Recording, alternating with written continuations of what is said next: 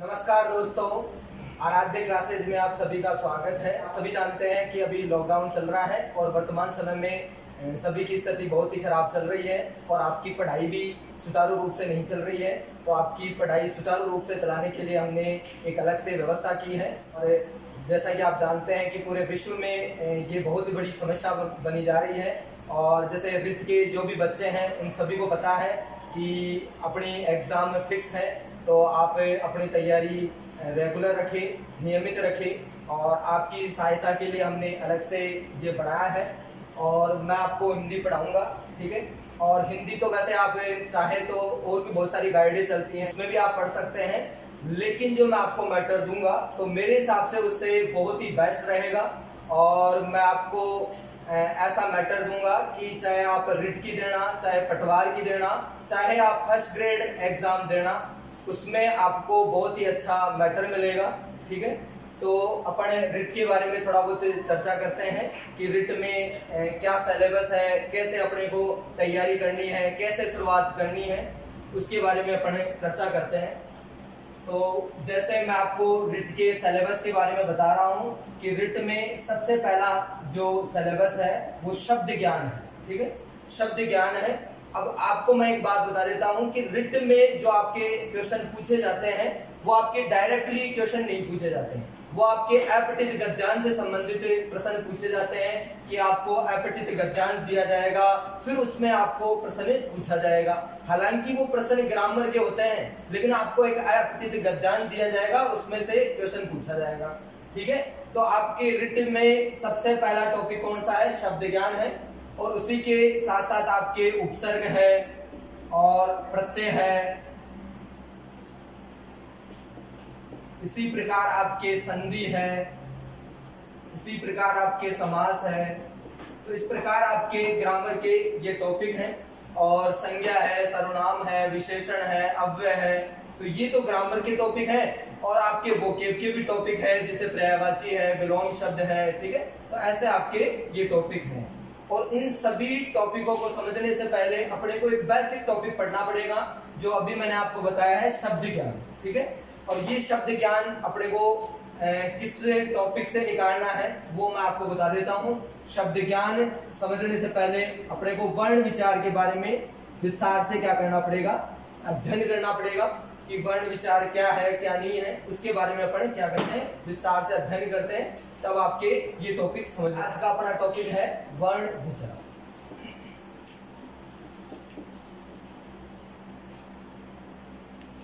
देखो भाई, इस टॉपिक को समझने से पहले अपने को थोड़ा बहुत भाषा के बारे में जानना आवश्यक है कि भाषा क्या है, क्या नहीं है, उसके बारे में मैं आपको बता देता हूं। तो ध्यान से सुनना, भाषा क्या है? भाषा जो ये शब्द है ना, शब्द ये संस्कृत के बास धातु से मिलकर बना है। ध्यान से सुनना भाई, ठीक है। भाषा शब्द संस्कृत के बास धातु से मिलकर बना है, जिसका शाब्दिक अर्थ क्या होता है भाई? प्रकट करना या व्यक्त करना होता है। प्रकट करना या व्यक्त करना होता है। तो आपके समझ में आ रहा है कि भाषा शब्द संस्कृत के भाष धातु से मिलकर बना है, जिसका शाब्दिक अर्थ क्या होता है भाई? प्रकट करना या व्यक्त करना होता है। अर्थात भाषा क्या होती है? ध्यान से सुनना, भाषा एक ऐसा माध्यम होती है जिससे एक मनुष्य अपने मन के विचारों एवं भावनाओं को किसी दूसरे व्यक्ति के समक्ष क्या करता है? अभिव्यक्त करता है। अर्थात निष्कर्ष रूप में हम कह सकते हैं कि विचारों का आदान प्रदान करना ही क्या कहलाता है? भाषा कहलाता है। जैसे अभी मैं अपने मन के विचार आपको बता रहा हूं और आप उसको समझ पा रहे हो, और जैसे आप अपने मन के विचार बताते हो और मैं उसको समझ पा रहा हूं, वो ही क्या कहलाती है? भाषा कहलाती है। तो विचारों का आदान प्रदान करना ही क्या कहलाती है? भाषा कहलाती है, ठीक है। और जैसे एक उदाहरण के रूप में अपन समझ सकते हैं कि इंसानों के पास एक भाषा होती है, तभी वो आपस में विचारों का आदान प्रदान कर पाते हैं। लेकिन इसके विपरीत जितने भी जानवर हैं, पशु पक्षी हैं, उनके पास कोई भाषा नहीं होती, वो अपने विचारों का क्या नहीं कर पाते भाई? आदान प्रदान नहीं कर पाते हैं। जबकि अपन क्या समझते हैं, भाषा का मतलब क्या होता है, लैंग्वेज, जैसे हिंदी विषय, जैसे अंग्रेजी विषय, ठीक है। तो ये एक विषय है, लैंग्वेज है, लेकिन इसका कार्य क्या होता है, विचारों का आदान प्रदान करने का कार्य होता है, ठीक है। आगे अपन चर्चा करते हैं भाषा के बारे में, तो ध्यान से सुनना। भाषा की सबसे छोटी इकाई क्या होती है, वही ध्वनि होती है। भाषा की सबसे छोटी इकाई क्या होती है, ध्वनि होती है, जिसे अपन क्या कहते हैं, साउंड कहते हैं, ठीक है। जैसे छोटा बच्चा है, वो सबसे पहले क्या करता है, भाई बोलना ही सीखता है, तो भाषा की सबसे छोटी इकाई क्या हो गई, ध्वनि हो गई, ठीक है। इसी के साथ ध्वनि के भी क्या होते हैं, भाई दो रूप होते हैं, एक तो क्या होता है, वर्ण होता है, और एक क्या होता है, भाई अक्षर होता है। मैं आपको बिल्कुल बेसिक से बता रहा हूं कि आपको बिल्कुल बेसिक से चलना है। अगर आपकी बेसिक कमजोरी है तो आप आगे के टॉपिक नहीं पढ़ पाओगे, क्योंकि आगे आपको संधि भी पढ़ना है, समास भी पढ़ना है, उपसर्ग भी पढ़ना है, प्रत्यय भी पढ़ना है, क्रिया भी पढ़ना है, संज्ञा है, सर्वनाम है, विशेषण है। तो ऐसे आपके ग्रामर में बहुत सारे टॉपिक हैं जो आपको सभी को पढ़ना है, लेकिन ये अपना बेसिक टॉपिक है, ये अपना मजबूत होना चाहिए ताकि आगे अपने दिक्कत ना आए, ठीक है। तो मैंने अभी आपको क्या बताया है कि भाषा की सबसे छोटी इकाई क्या होती है, ध्वनि होती है, और इस ध्वनि के भी क्या होते हैं, दो रूप होते हैं, वर्ण और अक्षर, ठीक है। इसी के बारे में अपन आगे चर्चा करते हैं कि वर्ण क्या होता है। मैं आपको बताता हूं, भाषा की वह छोटी से छोटी इकाई जिसके और अधिक टुकड़े न किए जा सके उसे क्या कहते हैं, वर्ण कहते हैं। जैसे मैं आपके सामने कहूं कि ये क्या है, तो क्या आप इसको क्या कहोगे, वर्ण कहोगे क्या, तो ये क्या नहीं है भाई, वर्ण नहीं है, क्योंकि अभी मैंने आपको परिभाषा में बताया है कि भाषा की वह छोटी से छोटी इकाई जिसके और अधिक टुकड़े न किए जा सके, जबकि मैं इसके क्या कर सकता हूँ भाई, टुकड़े कर सकता हूँ, अर्थात ये मैंने क्या कर दिए हैं भाई, टुकड़े कर दिए हैं। तो ये आप ये कह सकते हो कि ये भी वर्ण है और ये भी वर्ण है, क्योंकि मैं इसे और अधिक तोड़ नहीं सकता हूँ, ठीक है। इसी प्रकार आप ये भी परिभाषा बता सकते हो कि वे ध्वनियां जिन्हें और अधिक खंडित न किया जा सके वे क्या कहलाते हैं भाई, वर्ण कहलाते हैं। तो मेरे हिसाब से आपकी ये समझ में आ गया हो। मैं आपको बता देता हूं कि वर्ण और अक्षर में भी क्या होता है, अंतर होता है भाई। अपन तो ऐसे ही मानते थे कि वर्ण और अक्षर एक ही बात है, लेकिन मैं आपको बता दूं कि वर्ण और अक्षर में भी क्या है, अंतर है। देखो भाई, ध्वनि का लिखित रूप तो क्या कहलाता है भाई, वर्ण कहलाता है।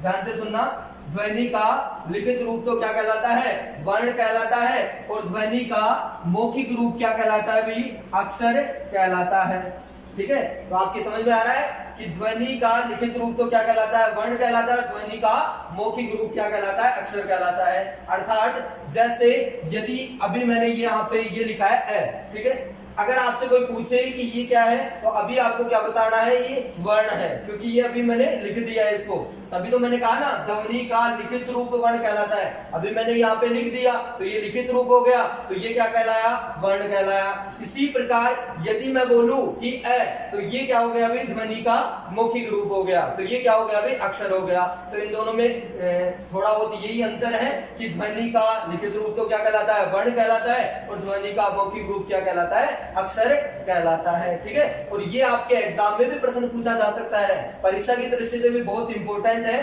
कि ये भी पूछा जा सकता है कि वर्ण और अक्षर में क्या अंतर है, फिर आपको वो ऑप्शन देके पूछ सकते हैं, ठीक है। तो ये आपको स्पेशल ध्यान में रखना है। और आप जानते हो कि एग्जाम में तो कैसे भी प्रश्न पूछे जा सकते हैं, ठीक है। तो आगे अपन चर्चा ने जो पढ़ा है उसका थोड़ा बहुत मैं बता देता हूँ कि सबसे पहले तो मैंने आपको भाषा के बारे में बताया है कि देखो भाषा क्या होती है, क्या नहीं होती है, कि भाषा की उत्पत्ति कहाँ से हुई है और भाषा का क्या कार्य है, वो मैंने अभी आपको बताया है। इसके बाद में अपन ने पढ़ा है कि भाषा की सबसे छोटी इकाई क्या होती है भाई, ध्वनि होती है। फिर इसके बाद में मैंने आपको बताया है कि ध्वनि के भी क्या होते हैं, दो रूप होते हैं, क्या, वर्ण और अक्षर, ठीक है। ये अपन ने देख लिया है। तो अपने ये जो चार शब्द है ना, वो अपने एकदम समझ में आ गए हैं, ठीक है। क्या, भाषा के बारे में भी अपन ने थोड़ा बहुत चर्चा कर ली है, ठीक है। ध्वनि के बारे में भी अपन ने चर्चा कर ली है, और इसी के साथ साथ वर्ण और अक्षर के बारे में भी अपन ने चर्चा कर ली है, ठीक है। इसी के साथ अपन आगे देखते हैं। मैं आपको एक शब्द बता रहा हूँ कि शब्द क्या होता है, ठीक है। इसके बारे में अपन क्या करते हैं, चर्चा करते हैं। जैसे कि आप सभी जानते हैं कि रिट में जो प्रश्न पूछे जाते हैं वो आपको पैराग्राफ में पूछे जाएंगे, ठीक है। कि आपको पैराग्राफ दिया जाएगा, फिर उससे संबंधित आपको प्रश्न पूछे जाएंगे और उसी के अकॉर्डिंग आपको क्या कर देने हैं, जवाब देने हैं। तो इसी प्रकार आपको जैसे मैं बता देता हूं शब्द, तो ये कुछ बेसिक शब्द हैं जिनके बारे में अपने को ज्ञान होना बहुत आवश्यक है। तो शब्द क्या होता है ये अपने को पता होना चाहिए। देखो भाई, दो या दो से अधिक वर्णों के सार्थक समूह को क्या कहते हैं? शब्द कहते हैं। ठीक है, दो या दो से अधिक वर्णों के सार्थक समूह को क्या कहते हैं? शब्द कहते हैं। या बेसिक तरीके से अपन समझे कि जब दो या दो से अधिक वर्णों को अपन मिला देते हैं और मिलाने पर जो बनता है उसे क्या कहते हैं? शब्द कहते हैं। ठीक है, जैसे मैंने आपके सामने रखा है राम। ठीक है, आप इसे क्या कहोगे? शब्द कहोगे। इसे शब्द क्यों कहोगे आप?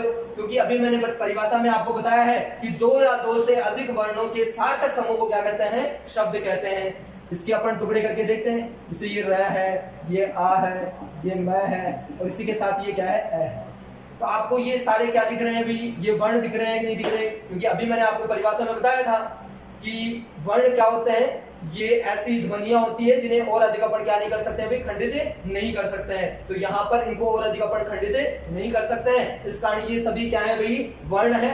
तो ध्यान से सुनना, ये क्या हो गए भाई? वर्ण हो गए। ठीक है, ये सभी क्या हो गए? वर्ण हो गए। और शब्द की अभी मैंने परिभाषा में क्या बताया आपको कि दो या दो से अधिक वर्णों के सार्थक समूह को क्या कहते हैं? शब्द कहते हैं। बताओ, ये दो या दो से अधिक वर्ण है कि नहीं है? और इन सभी को मिलाने पर ये क्या बन गया भाई? शब्द बन गया। और अभी मैंने बताया था आपको कि सार्थक, सार्थक का अर्थ क्या होता है ये भी अपन देख लेते हैं। देखो ये सार्थक है ना, जो स प्लस अर्थ प्लस अक्ष से मिलकर बना है। ठीक है, स प्लस अर्थ प्लस अक्ष से मिलकर बना है, जिसमें अक एक प्रत्यय है। तो प्रत्यय का आप सभी जानते हैं कि कोई अर्थ नहीं निकलता है। ठीक है, लेकिन ये जो स है ना, ये क्या है? उपसर्ग है। और इस स उपसर्ग का अर्थ क्या होता है भाई? साथ में। स उपसर्ग का अर्थ क्या होता है भाई? साथ में। तो सार्थक का मतलब क्या हुआ कि ऐसा शब्द जिसके साथ में क्या निकले? कोई अर्थ भी निकले, वो क्या कहलाता है? सार्थक शब्द कहलाता है। तो यहाँ पर आपको दिख रहा है ये राम है, ये दो या दो से अधिक वर्णों से मिलकर बना है। और बताओ इसका अर्थ भी तो निकल रहा है, इस कारण ये क्या कहलाया? शब्द कहलाया। यदि आप ये परिभाषा बताते हो कि दो या दो से अधिक वर्णों के मेल को शब्द कहते हैं, तो ये परिभाषा आपकी क्या रहेगी भाई? अधूरी परिभाषा रहेगी। और देखो, इससे संबंधित भी आपकी परीक्षा में प्रश्न पूछे जा सकते हैं। जैसे आपसे प्रश्न पूछा जा सकता है कि शब्द से क्या तात्पर्य है, फिर आपको ऑप्शन दे दिया जाए कि दो वर्णों के मेल को शब्द कहते हैं, दो वाक्यों के मेल को शब्द कहते हैं, दो अक्षरों के मेल को शब्द कहते हैं, या फिर दो या दो से अधिक वर्णों के सार्थक समूह को शब्द कहते हैं। तो इस प्रकार आपके ऑप्शन बढ़ सकते हैं। तो आपको कौन सा ऑप्शन बताना है? चौथा ऑप्शन राइट बताना है कि दो या दो से अधिक वर्णों के सार्थक समूह को क्या कहते हैं? शब्द कहते हैं। इस प्रकार शब्द के बाद में एक और चलता है पद। ठीक है, पद के बारे में भी अपन क्या करेंगे? विस्तार से चर्चा करेंगे। जैसे अपन ने शब्द के बारे में चर्चा की थी, वैसे ही अपन ने पद के बारे में भी चर्चा करते हैं। ठीक है, देखो पद, ये आपको छोटा सा शब्द दिख रहा है, लेकिन इससे संबंधित भी परीक्षा में प्रश्न पूछा जा सकता है।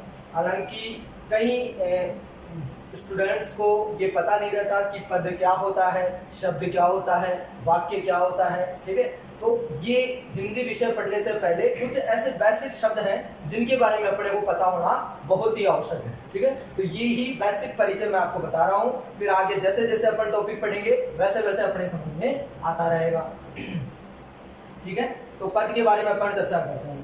तो देखो, शब्द के बारे में अपन ने देख लिया कि शब्द क्या होता है। दो या दो से अधिक वर्णों के सार्थक समूह को क्या कहते हैं? शब्द कहते हैं। ठीक है, इसी प्रकार अपन पद के बारे में देखते हैं। ध्यान से सुनना, पद क्या होता है। ठीक है, यदि किसी शब्द का प्रयोग, ठीक है, यदि किसी शब्द का प्रयोग जब अपन वाक्य में कर देते हैं तो वह शब्द न कहलाकर क्या कहलाता है? पद कहलाता है।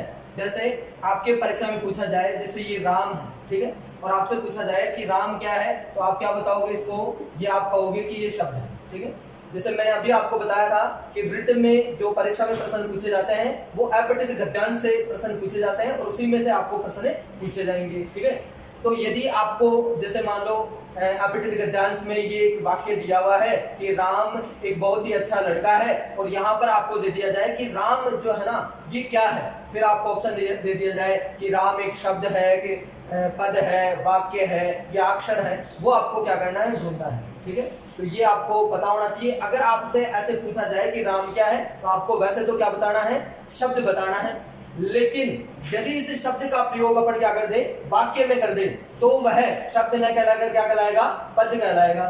जैसे मैं आपको बताऊं, जैसे राम बहुत अच्छा लड़का है।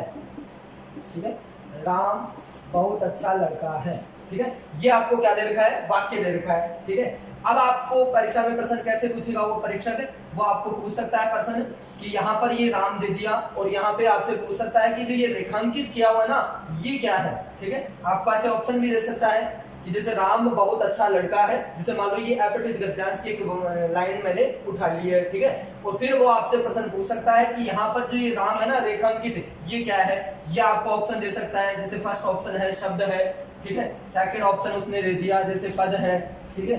थर्ड ऑप्शन इसने दे दिया कि जैसे अक्षर है, और इसी प्रकार इसने फोर्थ ऑप्शन दे दिया जैसे वाक्य है, ठीक है। ये इस प्रकार से आपको क्या दे सकता है, वो ऑप्शन दे सकता है, ठीक है।